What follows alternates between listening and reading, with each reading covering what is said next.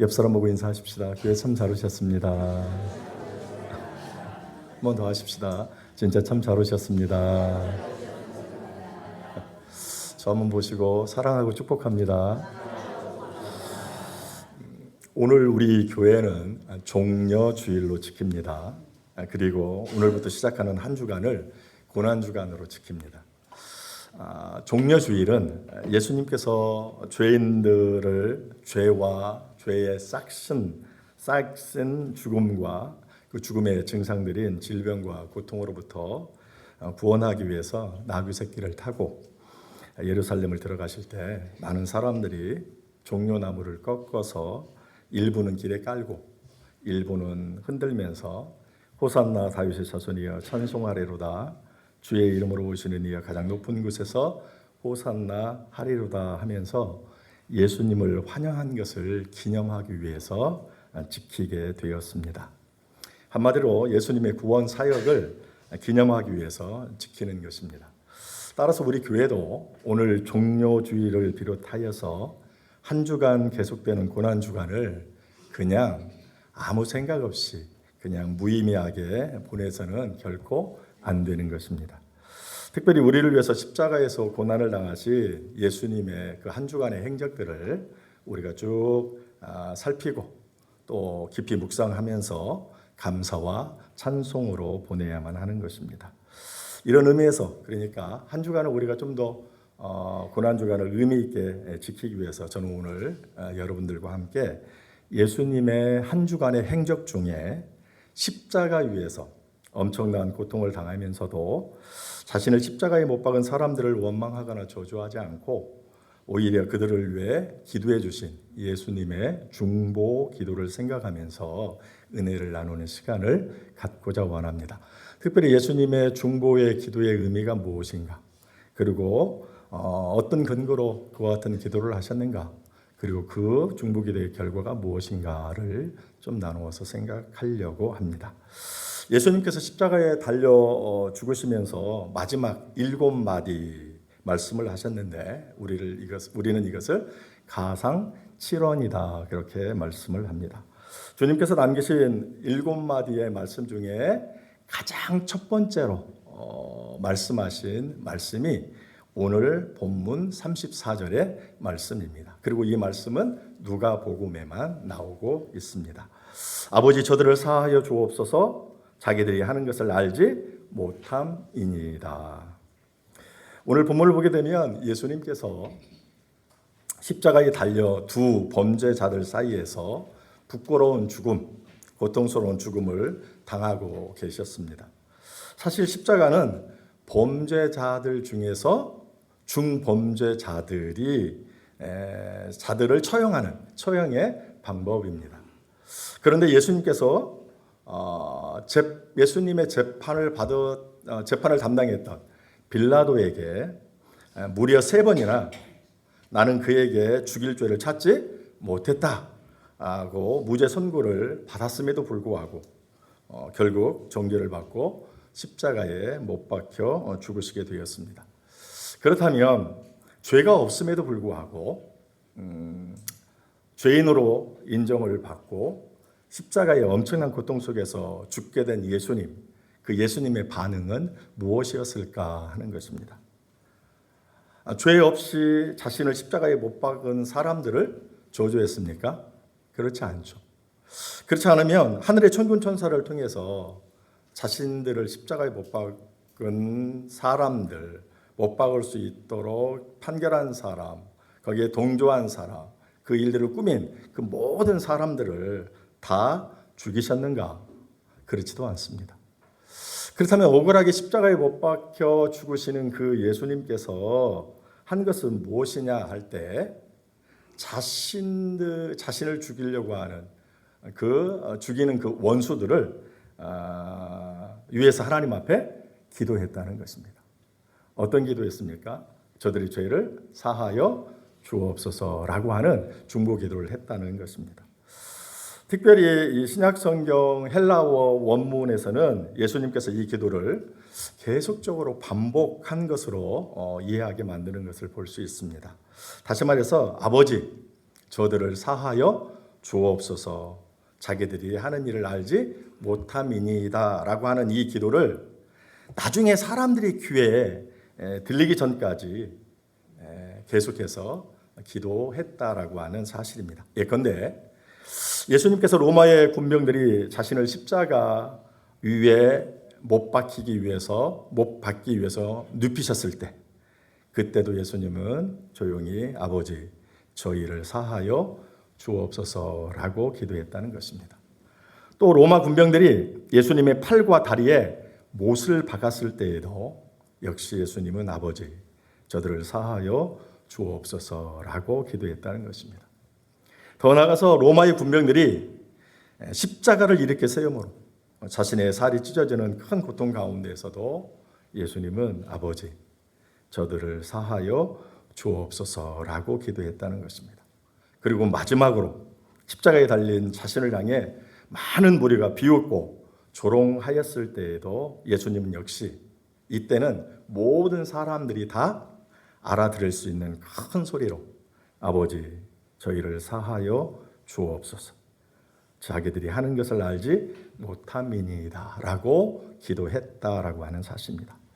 자, 그렇다면 예수님께서는 자신이 이와 같은 엄청난 십자가의 큰 고통 가운데에서도 저들, 그러니까 갈보리 산 위에 서 있는 모든 사람들, 자신을 십자가에 못 박게 한 사악한 책임 있는 모든 사람들, 곧 자신을 십자가에 못 박게 하는 일에 주도적인 일을 한 대제사장들과 유대인들, 그리고 사형 선고를 집행하는 일을 맡은 로마인들을 위해 기도하되 여러 번 기도했다라고 하는 사실입니다.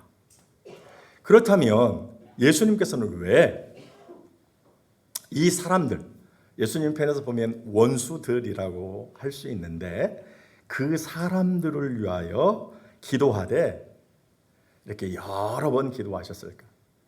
좀 더 다르게 얘기하면 예수님은 이 사람들을 위하여 여러 번 기도하되 무엇을 위하여 기도하였을까 하는 것입니다. 오늘 본문 말씀을 보게 되니까 저들을 사하여 달라라고 기도하셨다라고 하는 그러한 사실입니다. 저들을 사하여 주옵소서. 그럼 저들을 사하여 달라라고 하는 의미가, 그 뜻이 무엇일까 하는 것입니다. 무리 한 사람 한 사람이 다 죄 용서를 받고 즉각적인 칭의, 그러니까 즉각적으로 구원을 얻기 위해서 기도했느냐 하는 것입니다. 그러니까 저들은 아무 말도 하지 않고 있는데, 즉 저들은 자신의 죄를 깨닫지도 못하고 회개하지도 않았는데 그냥 하나님께서 일방적으로 저들의 죄를 다 사하시고 저들을 구원하셨는가 하는 것입니다. 결국 그러한 뜻이 아니라라고 하는 그러한 사실입니다. 저들을 사하여 달라고 하는 것은 바로 그런 의미는 아닙니다. 그럼 저들을 사하여 달라고 하는 그 기도의 뜻이, 의미가 무엇인가 하는 것입니다. 이런 뜻입니다. 저희의 죄를 완전히 도말하여 주옵소서. 아버지의 주권적인 은혜로 저희를 회개케 하사 완전히 죄 사함을 얻게 하옵소서라는 뜻입니다. 좀 더 다르게 표현하면 아버지 저들을 사하여 주옵소서. 저희가 하는 일이 얼마나 무서운 죄이며 얼마나 무서운 결과를 가져오는지 알지 못하고 있습니다. 저들에게 기회를 주어 깨달아 회개하게 하여 주옵소서라고 하는 뜻이라고 하는 사실입니다. 이처럼 주님의 기도는 저들을 사하여 달라고 하는 기도였는데, 그 기도는 그냥 죄를 깨닫지도 못하고 회개하지도 않았는데 일방적으로 용서한다, 그래서 그들을 구원한다라고 하는 뜻이 결코 아니라는 것입니다. 죄를 깨닫고 회개하여서 죄 용서를 받고 구원을 얻도록 해달라라고 하는 그러한 뜻이었다는 것입니다. 이런 사실을 오늘 본문에 예수님이 기도한 기도의 내용 중에 사하해달라 할 때의 이 사하다의 히브리의 이 헬라어의 원문을 보면 우리가 알 수가 있습니다. 여기서 사하다라고 하는 이 말의 원문은 아페스라고 하는 그러한 말인데 단순히 허물을 없앤다라고 하는 뜻 이상의 의미를 가지고 있습니다. 첫째, 어떤 사람을 풀어주다, 또 어떤 사람에 대해서 고소를 취하하다라는 뜻을 가지고 있습니다. 그런데 더 나아가서 범죄자에게 다른 기회를 주다라는 뜻을 가지고 있습니다. 바로 예수님이 이 세 번째 의미로 범죄자에게 다시 한번 기회를 주다라고 하는, 그게 사다라고 하는 말인데 바로 예수님이 그렇게 기도했다라고 하는 그러한 사실입니다. 여러분, 하나님의 아들이신 예수님, 메시아요 구원자이신 예수님을 십자가에 못 박았다라고 하는 것은 엄청난 죄를 지었다는 것입니다. 그것도 그 죄가 적은 죄가 아니라 엄청나게 큰 죄라는 것입니다. 그러므로 그 죄만을 생각하면 하나님께서 곧바로 그들에게 엄청난 진노로 그 죄에 대하여 주님께서 책망을 넘어서 주님께서 이제 벌을 내리셔야만 되는 것입니다. 그럼 그들은 다 고통 가운데 죽게 될 것입니다. 그들은 멸망받기에 합당한 자들이라고 이야기할 수가 있습니다. 그런데 예수님께서는 그들에게 이와 같은 하나님의 무서운 심판이 임하기 전에 그들이 자기의 죄를 깨닫고 회개하여 죄 용서함을 받고 궁극적으로 구원을 얻도록 해달라고, 다시 한번 저들에게 회개할 기회를 달라고 주님께서 기도하셨다라고 하는 그러한 사실입니다. 예수님은 저들의 즉각적인 칭의, 즉각적으로 죄 용서함을 받고 구원을 얻기 위하여 일방적으로 기도하지 않으셨다라고 하는 그러한 사실입니다. 이것은 예수님의 가르침하고도 똑같습니다. 우리가 잘 아는 누가복음 13장에 가보면 포도원 지기와 포도원 주인에 대한 비유가 나와요. 이제 포도원 주인이 포도원 지기를 통해서 이제 포도나무를 심었어요. 그래서 이제 포도나무를 심은 지 이제 새해가 되어서 3년이 지나서 이렇게 포도 열매가 있는가 봤더니 이 3년이 지났는데도 열매를 맺지 않아요. 그래서 주인이 이거 쓸모없이 땅만 버리고 그리고 많은 수고만 하고 많은 인건비만 나가고 그러니까 필요 없다. 그래서 이제 그 나무를 끊어내 버리려고 했어요. 그때 포도원 지기가, 포도원을 이제 감독하는, 포도원을 맡아서 일하는 그 포도원 지기가 주인한테 그렇게 얘기합니다. 딱 한 번만, 올해만 그대로 놔주시기를 원합니다. 라고 이렇게 부탁을 하는 것을 볼 수가 있습니다. 여러분, 이스라엘 백성들이 포도나무를 심었을 때 포도의 열매를 맺으려면 한 3년이나 4년 걸려요. 그런데 또 이 이스라엘의 율법은 레위기 19장 23절을 보게 되면 이제 3년이 되어가지고 열매가 열리잖아요. 그러면 이것은 부정한 열매라 그래서 3년 동안은 따지 못하고 그대로 놔둬요. 그리고 7년째 되던 해에 이제 그 열매를 따요. 그런데 열매를 따려고 3년 동안 가봤단 말이에요. 7, 8, 9년 정도. 근데 열매가 안 열려요. 화가 날만하죠. 심은 지 3년은 부정한 거에서 놔둬야 되고 그 다음에 6년부터 따려고 했는데 7년째나 6년부터 따려고 했는데 1년, 2년, 3년을 갔는데도 허탕을 치니까 필요 없는 거죠. 그래서 이제 잘라버리려고 했더니 그 포도원 지기가 1년만, 올해만 그냥 더 놔두시기를 원합니다. 여기서 포도원 주인은 하나님이세요. 포도원 지기는 예수님이세요. 이 포도나무는 이스라엘 백성들이에요. 여러분, 주님께서 하나님께서 이들이 잘못된 거, 열매를 맺지 아니하는 잘못된 삶을 보면 그냥 바로 다 이렇게 징계하기를 원해요. 그런데 포도원 지기신 예수님이 뭐라고요? 1년만, 그들에게 한 번만 더 기회를 주시기를 원합니다. 라고 이렇게 부탁을 해서 주님께서 그들을 하나님께서 곧바로 징계하지 않으셨던 것을 볼 수가 있습니다. 그렇습니다.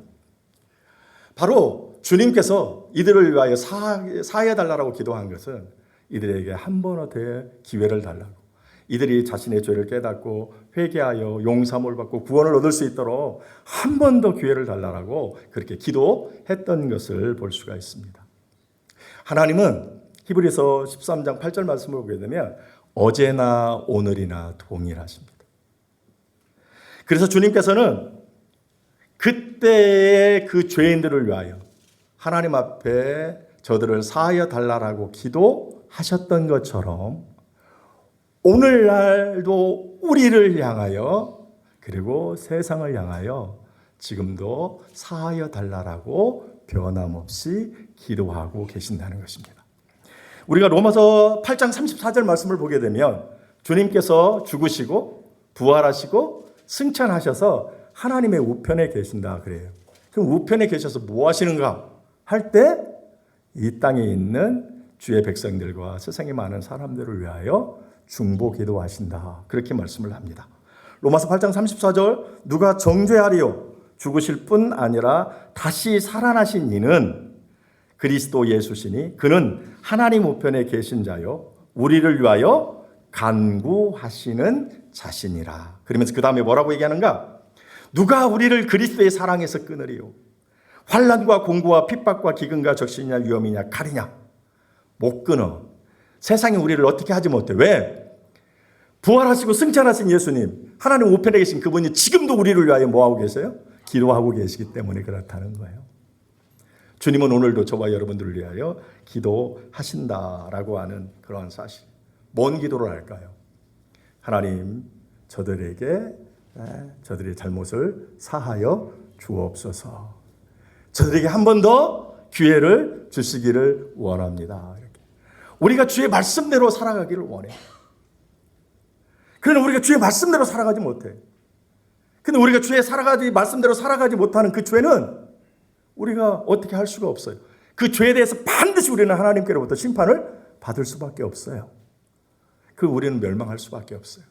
그러함에도 불구하고 오늘 저와 여러분이 그 엄청난 죄들을 많이 짐에도 이렇게 떳떳하게, 난 죄인이 아닌 것처럼 떳떳하게 아무 문제가 없는 것처럼 우리가 이렇게 살아가는 이유가 뭔가 주님이 우리를 위하여 하나님께 지금도 사하여 달라고 회개의 기회를 좀 주시라고 한 그 기도가 응답되어서 우리가 엄청난 죄를 짓고 있음에도 불구하고 오늘 우리에게 하나님의 화가 심판이 임하지 않는다는 거예요. 주님이 기다려 주시기 때문에 그렇다는 거예요. 그러므로 오늘 우리가 이와 같은 주님의 사하심의 이 기도를 외면해서는 안 된다 하는 것입니다. 그냥 내가 뭐 죄 안 짓고 내가 잘 살아서 나한테 아무 일이 벌어지지 않는 게 아니라 마땅히 나한테 엄청난 하나님의 징계가 막 쏟아져야 되는데 그럼에도 불구하고 쏟아지지 않는 이유는 예수 그리스도의 중보 기도, 사하여 달라고 하는 기도를 지금까지도 하고 있기 때문에 그렇다는 거예요. 세상의 사람들은 차이는 있지만 우리보다 더 큰 죄를 저질러요. 오히려 더 잘 될 때도 있어요. 그래서 막 더 큰 죄를 저질러요. 그럼에도 그들에게 왜 망하지 않는가? 왜 하나님의 막 진노가 임하지 않는가? 역시 주님께서 지금도 그들을 위하여 그들의 죄를 사하여 달라고 기도하고 있기 때문에 그렇습니다. 그들이 자신의 죄를 깨닫고 회개하고 주 앞에 돌아와서 주의 백성이 되기를 주님께서 지금도 그들을 위하여 비록 불신자일지라도 기도하기에 그들이 엄청난 죄를 졌음에도 불구하고 망하지 않고 그들이 지금 그렇게 아무 문제 없는 듯이 그 죄들을 지으면서도 뻔뻔하게 살아갈 수 있다라고 하는 그러한 사실입니다.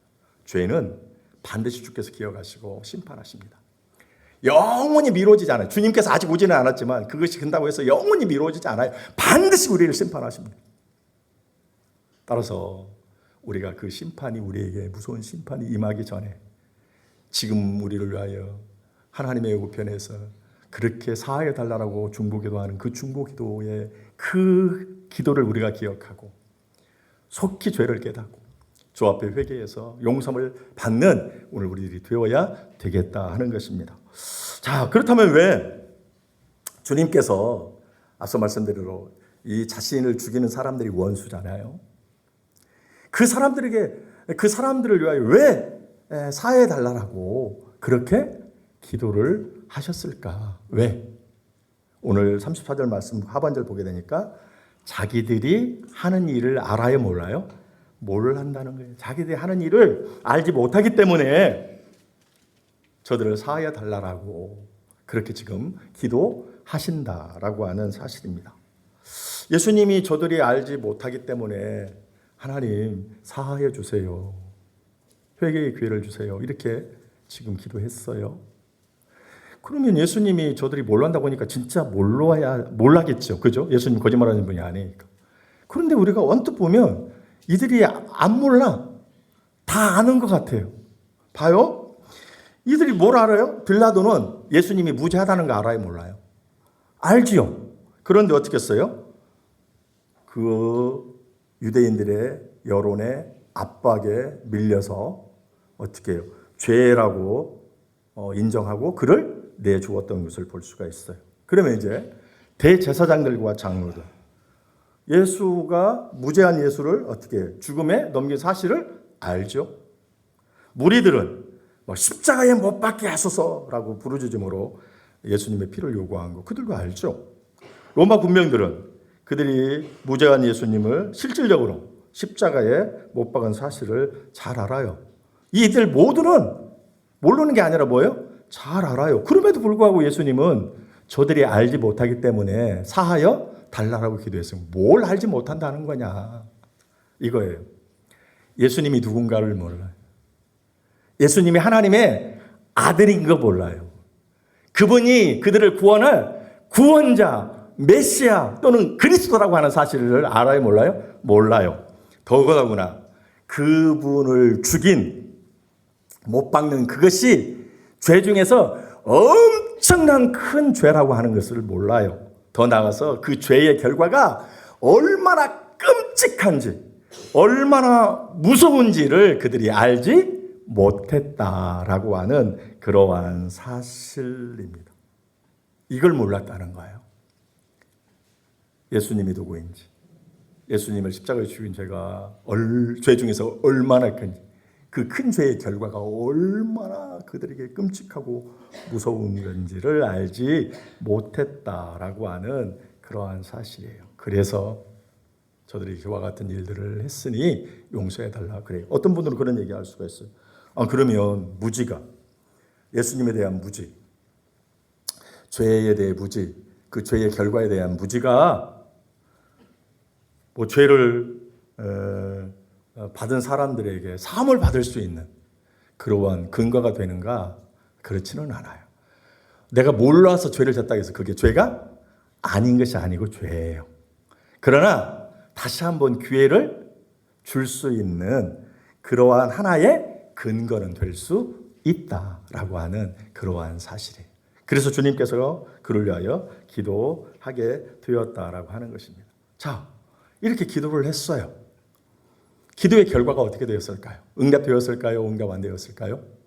오늘 본문 보면 기도에 응답되었다는 말은 없는데, 자, 이들이 지금 엄청난 죄를 졌다 그랬잖아요. 그러니까 예수님이 누구신지를 몰랐어요. 그리고 예수님을 십자가에 못 박은 그것이 죄 중에 엄청난 가장 큰 죄인 거 몰랐어요. 그리고 그 죄를 졌을 때에 그 죄의 결과가 끔찍하리만큼 무서운 거, 지옥 형벌이라고 하는 거, 영원히 불구덩이에서 고통받는다라고 하는 이 사실을 몰랐어요.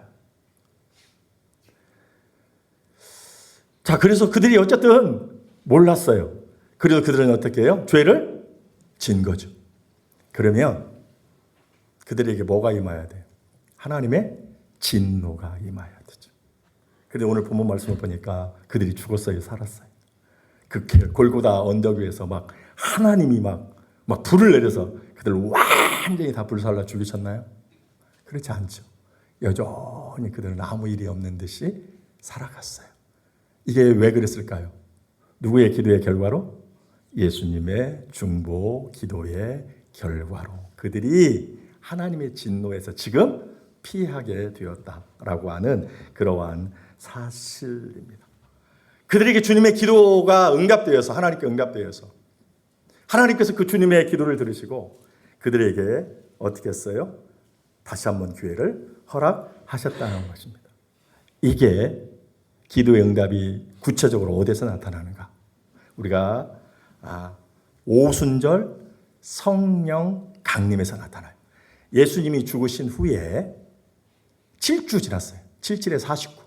그리고 50일째 되는 날을 우리가 오순절이라고 해요. 50일째 되는 날 예수님의 제자들을 비롯한 120명의 성도가 우리가 흔히 말하는 마가 요한의 다락방에서 열심히 기도할 때 뭐가 와요? 성령이 와요. 그래서 우리가 오순절 50일 되는 날에 뭐가 임하였다고요? 성령이 임했다. 그래서 오순절이라 그래요.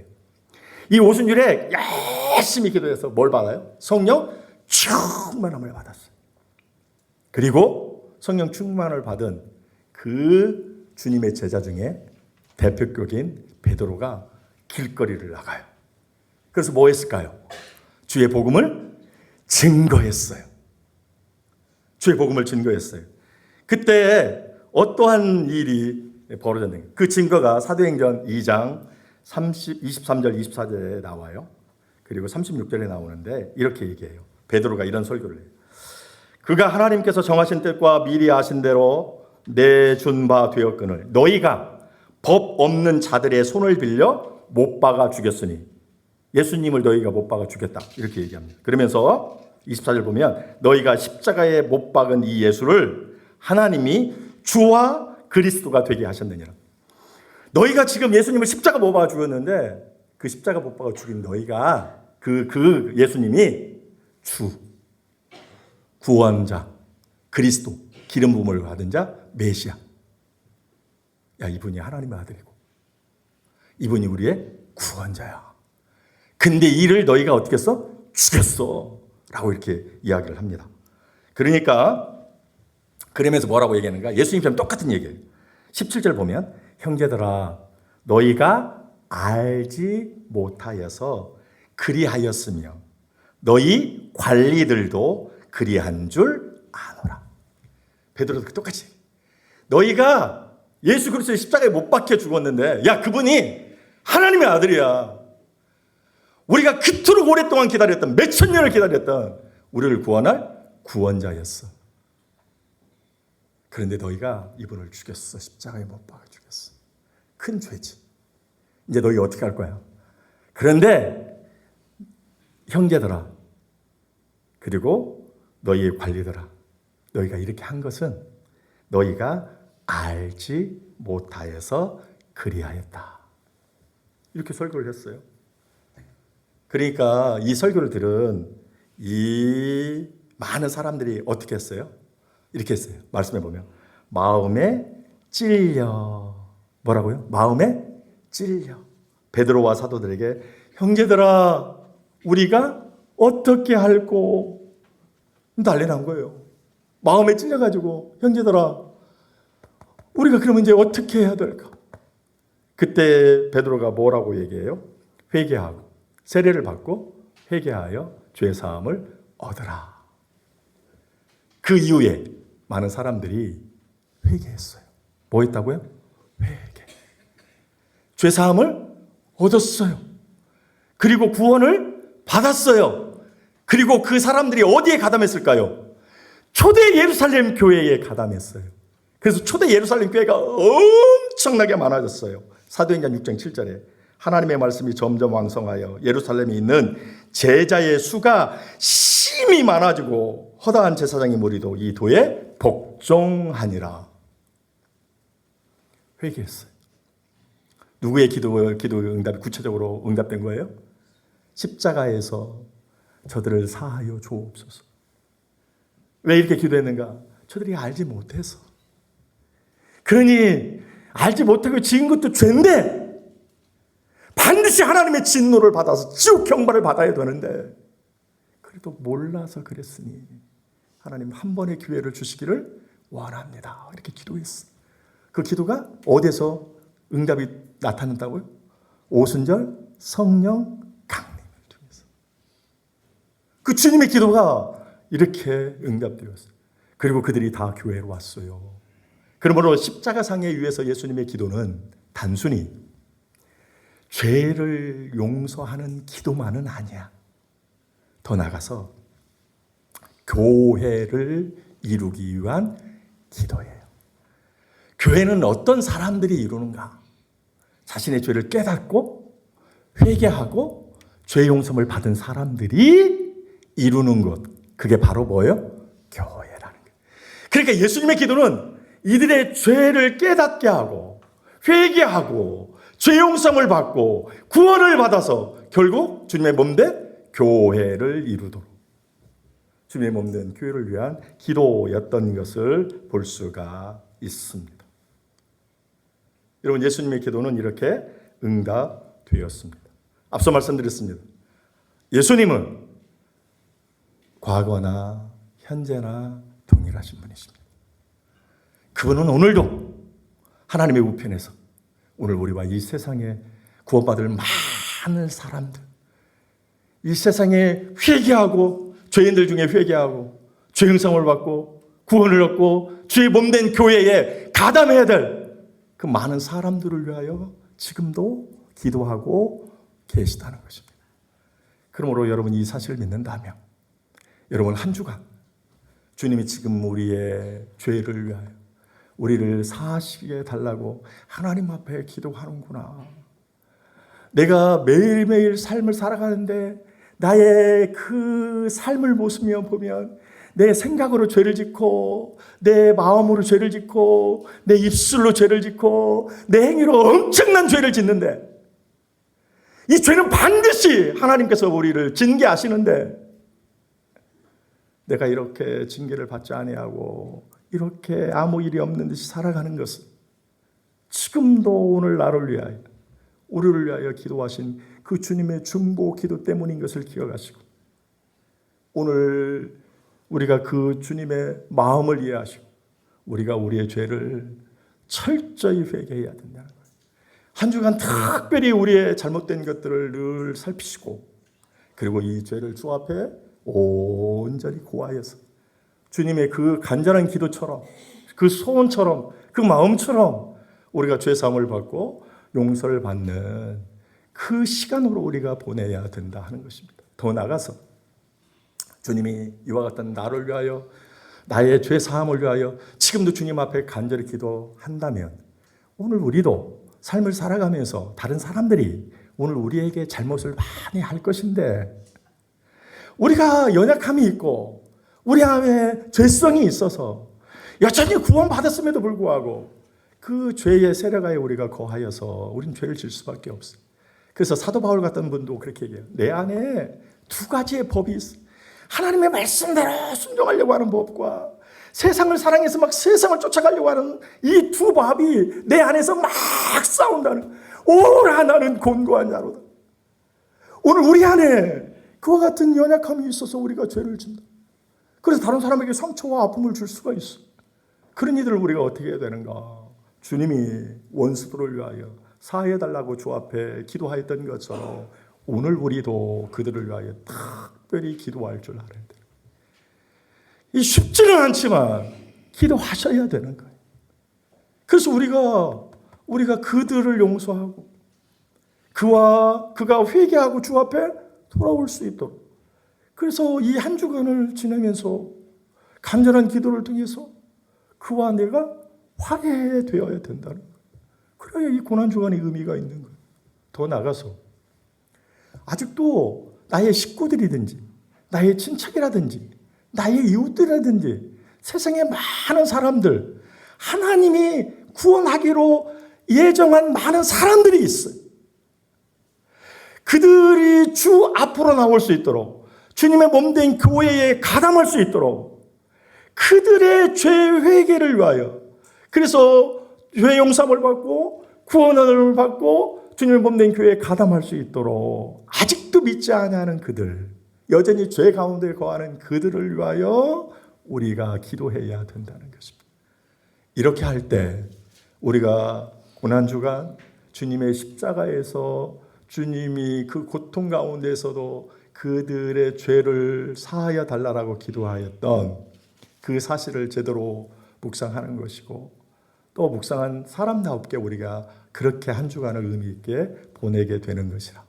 오늘 고난 주간을 시작하는 첫날인데 십자가 위에서 지금도 우리와 하나님의 선택된 많은 사람들이 회개하고 돌아와 구원도 받고 주님의 몸된 교회를 이룰 수 있도록 하기 위하여 기도하신 그 주님의 기도, 그 마음을 우리가 기억하시고 한 주간 우리도 그렇게 살아서 이 한 주간을 우리가 정말로 의미 있게, 정말로 놀라운 축복의 시간으로 보내는 오늘 저와 여러분들 되시기를 예수님의 이름으로 축원을 드립니다. 기도하시겠습니다.